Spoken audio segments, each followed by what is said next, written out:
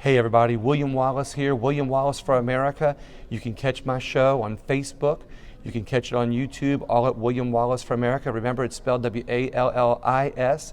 And as I always promise you, I like to bring to you legislators from around our state and our country to be able to talk about ideas, solutions, and positive things that we can do to fix our country. And I think that one of the best ways to do that is just simply introducing the public to our legislators, let them get a chance to know them and know what they're about. And today, I'm with Travis Johnson, and I'm going to let him talk about his district a little bit. But first, today, Travis, thank you so much for being on the show. I appreciate you. William, thank you so much for having me. Well, Travis, you know, where is your district? Or what is your district? What's the number and where is it anyway? Well, it's District 21, and District 21 comprises of East Carroll, Madison, Tensas, piece of Catahoula, and Concordia Parish. And it starts at the very top of Louisiana, where Arkansas starts, comes all the way down the river, Mississippi River, right where Louisiana shoots out. I stop right there. So it's a very long district, a very amazing district with natural resources. I'm so excited that the people elected me to come here and represent their values. I am too, because you'll hear more about Travis as we talk in this video. But just from what I've gathered, you know, you really are somebody who cares about your district and your state in general. Well, you have to, William, and because you know Louisiana's a state that has amazing potential, but it's going to need great leaders and people who care. I think that a lot of legislators that I've met while I've been here, they are also amazing people. We've had an amazing class. We've had 46 new legislators. So this is a big class of folks. I feel a lot of energy. I feel a lot of positivity. Folks that are really ready to work together and create change for Louisiana. You know, something that you mentioned earlier when we talked, you know, that I really liked hearing from you is that, you know, the legislators here really get along really well, but they also vote the way their districts want them to vote. They represent their districts really well, but they're able to bring the voice of the people here, and use their friendship here to be able to talk things out and really plan good things for the state. Yes, and that's absolutely true. I love to say that we are representatives. Yeah. A very important term. We represent the people that we serve. And so myself, you know, it's sometimes not about what you feel, it's about what your district feels and what they want you to do, because we represent them and their interests. And so I'm a firm believer in representing my constituents. And as far as working across the aisles, I look forward to always working along with my colleagues. We have great respect for each other. And so when we don't understand each other, we try to communicate. Before bills are presented on the floor, we discuss it with our colleagues. We let them know, hey, my district may not support this, so I can't support it. While you're a great guy, I may not be able to support this piece of legislation. Yeah. But I admire what you're doing. I admire your hard work. But sometimes, you know, every state representative know that they know your district. They start to learn what you will and want to support based on your district. But I do tell you, at the end of the day, the most important part is that we all look forward to working together. Right. And we're all trying to find common ground and moving our state forward. And speaking of working together and common ground, they do it right here. Today we're in the chamber of the House of Representatives. You can get to see a good little view there, but you can see how close these desks are, and they actually kind of represent how close you guys work together. That's absolutely true. Now your district is really spread out, and I don't want to say it's that forgotten area, but it's kind of that area of Louisiana that I guess, you know, because people think in terms of that I-10 corridor and then sneaking up to Shreveport, but they forget about that, you know, that I-49, you know, going east to say, because you're right across the river from you is what, Natchez and Vicksburg, Mississippi. That's correct. And sometimes, you know, some may forget us, but for those who hunt, it's a great place to hunt. It's a great place, you know, and at one time it was a very promising place. It has had a down spiral, but I think that it's going to resurface. Yeah. The area, like I say, is great with natural resources. Agriculture is the biggest industry. Agriculture has taken a hit also, but agriculture is, I think, with the Commissioner Mike Strain, he's doing an amazing job in moving agriculture forward. And I'm glad you brought that up, because that was my next question. What industry makes up your district? Yes. And I've interviewed Mike Strain before. We've talked about agriculture, so you work closely with Mike Strain. Well, you have to, because I have the largest agriculture district in the state. Oh, wow. I do, and I'm so excited with Speaker Schexnayder and Commissioner Strain, what they're doing with hemp. So I'm looking forward to see how hemp is going to work and it's going to be I guess, a mechanism in my district that's going to work. They say in the hemp industry, if you can plant cotton, and you can plant hemp. So we have land that's really great for cotton. Yeah. So maybe if this new industry kicks off in Louisiana, which was just started last year, Yeah. I'm looking forward to my district moving forward and benefiting tremendously from the hemp industry. And so I'm excited about that. I guess because farmers, when they have a backup crop or they have to alternate crops, this is a good crop that they can alternate with. And because hemp, from what I understand, can be used in a lot of different ways other than just medicinal. That's true. Because a lot of people don't realize that hemp can be used for medicinal purposes.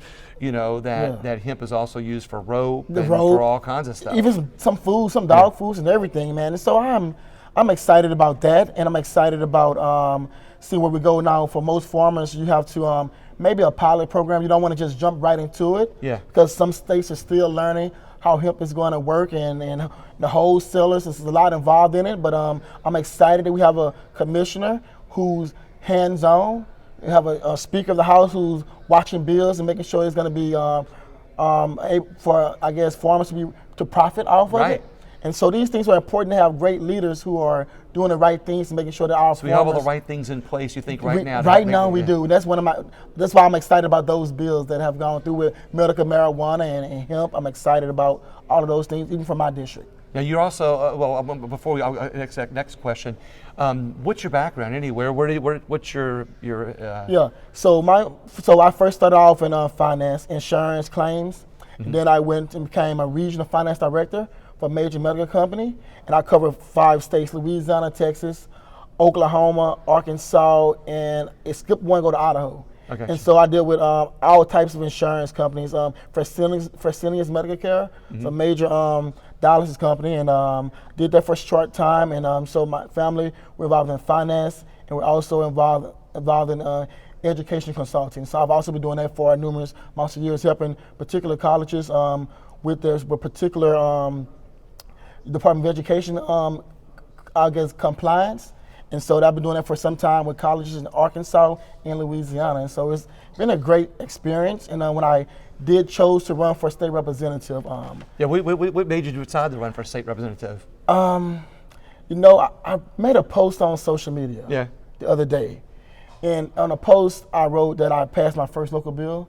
And I said at the age of 4, I gravitated towards TV and watching policy on. I don't know why I love C-SPAN. My grandma didn't watch too much of it, but it was something that I gravitated towards. And I was really mesmerized that folks can sign a piece of paper like my teacher did when she was grading my paper. And they say, you sign this piece of paper, you change many lives. Yeah. And so I was always fascinated by that, knowing the area that I come from, and I was, I guess, a smart kid. And so as I matriculated throughout college and grad school and professional world and being an entrepreneur and consulting, I realized that if you have the right bill, the right legislation, you can change thousands to millions of lives. And that one thing always stuck with me as being a kid, knowing that if you sign a document, you can change people's lives, and that is so heartfelt. That's amazing. You know what? I've done a lot of these interviews, and I think that's one of the best answers I've gotten yet on this. Knowing that you have the right to change lives on a piece of paper, and a lot of time is spent down here on this floor, discussing what's going to be on that piece of paper, and you have the chance to sign it, and make a difference. And then also thinking about how, your background in finance, agriculture, and how important education is to you. This state can really benefit from having some of your ideas there. Speaking of which, what do you think is the most important issue facing your district right now? Well, it's jobs. And I think a lot of Louisiana have the same issue, but with my district, it's jobs in a big way. It's one of the very low-income areas of the state. And that's another reason why I believe when you sign a piece of paper, you can change lives. So I'm down here fighting for my district.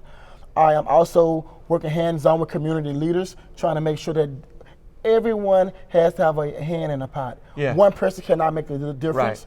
All the stakeholders in our community, the stakeholders here in Baton Rouge, and our governor, we all must work together. It's my job to be that voice and communicate effectively with the stakeholders in my district, and also having a game plan. That's a master plan how we're going to do. Right now, this minute, I'm working with stakeholders on building a 10-year plan for our region. We've never had a 10-year plan, I know, in the last 40 years. Yeah. And so we're we're promulgating a 10-year plan. How we're going to do it step by step with each municipality. I have 14 small towns in my district. Wow. Yeah, and so sometimes it's hard to get little money here, little money there, but the way the system is set up. Right. So that's why we have to learn how to work together as a region. Together, each mayor has now come together. We created used technology amazing. to bring mayors together, communicating what one mayor may not know, the other mayor knows. Right. So I'm bringing that together, and you would think it would have been done already, but I've been able to bring those guys together. And It's almost like a mastermind group that you're putting together with a master plan. Yes. You know, and as with any plan, if you follow, you all put the right plan together, and you've got it out having vision. That's true. For your community and your district, and you follow that roadmap, having the right people in place, you're going to accomplish some great things for it. That's true. And so jobs and having folks have a hands-on, because it moves better when everyone has a part in it. So I'm excited about the next 10 years, the next 4 years as I'm in this term. And, I think that with a plan, folks have direction, and we're going to see what happens, but we do have a plan, and I'm so excited about that. Generally, the next question is usually, what do you see as being the biggest problem that Louisiana faces?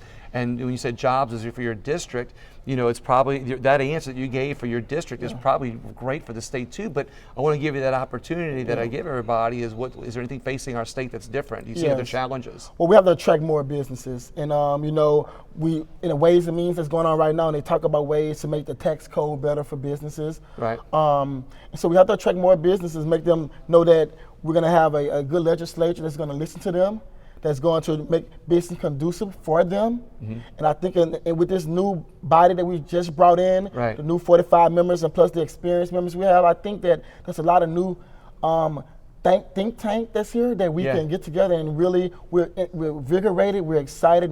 So this is the time right now. And I think that after this term is up, I think that big business will be happy with the things we propose and do. And I think that they know that we have an ear ready for them. And I think, again, just jobs and infrastructure too. I cannot forget about infrastructure. Right, exactly. Especially for your area, because your area has been so forgotten for so long. Yes. Infrastructure is important. And we have old bridges. Mm-hmm. Some of our roads need to be done. And so when you're dealing with imports and exports, transportation is always the most important thing. And so I'm looking forward to working. I'm on transportation committee. And so I've worked closely with Secretary Sean Wilson. And so I'm just excited about what the future holds. But I know we have big things before us. But again, I'm optimistic. And I think that this new body, that we're going to get some things done for Louisiana. I love hearing that. Well, is there any legislation that you are working on in particular, or for your legislation or other people's legislation that you want to help see get through to help accomplish some of these things for the state? Yes, I've worked side by side Speaker Clay Schechtschneider on the hemp. He's already taken lead on that. He's the face. He's the one that has been doing that. But I've been watching and learning because, again, hemp is going to be important to my district, an additional crop for the farmers. Again, agriculture. What's a whole other crop for Louisiana? Exactly. I mean, it's adding another revenue stream that we haven't been tapping into. Exactly. That I think, and for the people that are worried about it being, hemp, not realizing that it's different from the other crop. It's definitely not. The way that it's going to be regulated. Mike Strain, if you watch my video with Mike Strain on my YouTube channel at William Wallace for America, Mike Strain talks about that and how regulated it's going to be. It's going to be tightly regulated. The agent's going to be very hands-on with it. They're going to watch you if you're. I think the plant gets above 3%. Then it goes to the THC, so it has CBD, the oils, and so they're going to be highly regulated. They're going to be doing like pilot programs, watching and helping to give assistance. So it's not going to be like the farmers are left out in the cold. Right. The Department of Agriculture work hands-on with them, step by step, making sure that they're growing up the crops properly. And if someone doesn't follow the rules and regulations, their crop will have to be destroyed. So you're working on that legislation with Clay Schechtschneider? Well, I've been watching and monitoring and meeting with him about the legislation because I want to be very involved. He's in his last term. So someone has to be knowledgeable enough to take that torch and move forward with it. And it's, again, having the largest agricultural district in the state, it makes sense that I learn about it and be highly involved in it. That'd be great. It might be something you work on more in the future. Yes. Any other legislation that you want to see go through that we can talk about? Well, really, just making sure I'm excited about HB2 and the state budget. There were a lot of numerous projects in that budget that my district gets. That's very exciting because, again, my district sometimes can seem to be overlooked. Right. To have ample amount of programs and capital outlay projects in that bill that we're getting ready to pass. We passed HB2, now we got to pass HB3, which is the funding mechanism Gotcha. to HB2. So keep an eye on this. Yeah, and so I'm excited about us having all of those ample programs in the bill for my district. So I think that year 1, 2020, we're on our way. By year 2030, I think we'll see a whole new district. And but I did have a local bill that I passed. It was for Concordia Parish. It was simply the corner office needed additional tax revenue, at least $5 more on each violated traffic stop. And so because that office is lacking in funding, like many other offices. Yeah. And so it goes through the judicial. Once both judges, they may increase the dollar amount per traffic violation, so that will increase the coroner's budget, so he can do his due diligence to serve the folks in our parish with mental health, and to do autopsies and things of that nature that coroner has jurisdiction over. Yeah, and that rural broadband bill that Senator. Senator Mizell put through is probably going to help you guys out a whole lot. Well, it's going to help us out. Now, there are a few tweaks that has to be done. And so Representative Des Hotel is working with her on that and trying to work with the governor's team to make sure we get a few tweaks on that. And also, I've just been placed on the Water Infrastructure Committee. And so that's a new committee that the governor created because in the rural areas across the state, there are a lot of water issues throughout Louisiana. Right. So we're bringing a group of people together who's going to try to have a plan to resolve the water issues across Louisiana, give folks a blueprint on what we need to do to improve our water situations. So I'm excited about that because my area, my district suffers tremendously from water issues. Right. And so me being placed on that committee by the chairman, the rural chairman, Representative Turner, it means I'm excited that he entrusted me to serve on the committee. So again, that's a huge opportunity for myself in the district. Well, one last question for you. What can the people of not only your district, but our state, in our country for that matter, do to be more involved in the process? Is there anything, one recommendation you can make, or just encouraging people to be more involved in the process and be more aware of what's going on? Yeah, William, what you're doing right here is just trying to create different platforms that will bring people together and not be divisive. We're in a place where we have to bring more unity into this thing. And because with unity, things get done. And so I'm excited what you're doing. Folks have to learn how to just go online, make sure you know where you're getting information from when you go online. But we just have to make sure you stay informed, understand that all elections are important. Your legislative elections, your for mayors, local elected officials, for the governor, every position is important. So just try to stay informed, stay read up. And if you don't know or would like to have help, just look at your local leadership and just go to them, go to your city council meetings, find out what's going on. And from there, you will learn the step-by-step process of what's really going on. And then you'll start getting more acclimated to the process. Exactly. So this is not only great advice, but hopefully it's encouraging people because, like you said, that's the way your vote makes a difference, sending good people like this to the floor, sending other legislators that are listening. Maybe we don't all share the same ideologies, maybe we don't share the same party, but one thing for sure is that if we start being involved in the process and we start talking to each other and encouraging our representatives to listen to us, they're going to go down to this floor down below us and they're going to find ways to work together to help everybody in this state. And that's one thing I'd like to encourage people to do is to listen more and encourage people, like this to be involved. Yes. Travis, thank you so much for your time. I really appreciate it. Thank you so much for having me. Thank you for coming on. Everybody, share the video. You'll see it on William Wallace for America on YouTube and on Facebook. And Travis, I'll share it on your page so your constituents can watch it. And everybody else, tune in to more interviews coming up soon. Thank you very much. Thank you.